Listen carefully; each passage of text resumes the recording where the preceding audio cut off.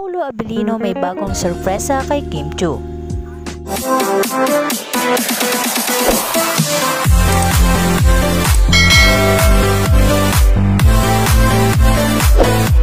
Isang nakakakilig na balita ang aming natuklasan mga kachika dahil ayon sa aming source ay nag-set up ng isang dinner date si Paolo Abilino para sa kanyang mahal na si Kim Chiu. Ayon sa aming source, ang buong akala raw ni Kim Chiu ay simpleng dinner lamang, ngunit yun pala ay sinorpresa na siya ni Paolo Abilino.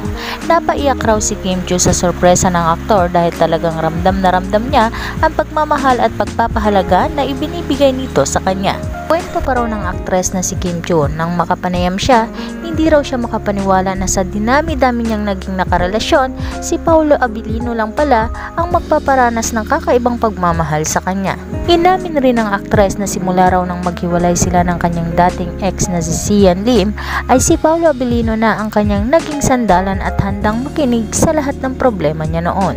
Dagdag pa nga ni Kim, wala na raw siyang iba pang hihilingin kundi si Paolo na ang gusto niyang makatuluyan at makasama habang buhay. Samantala, labis naman ang kilig ng kanilang mga tagahanga at maging ang kanilang mga kaibigan sa showbiz ay masayang masaya rin para sa kanilang dalawa. Hilingan nila na sana magkatuluyan na sila at mauwi na sa kasalan ang kanilang pagmamahalan dahil nasa tamang edad na umano sila upang malagay na sa tahimik na buhay.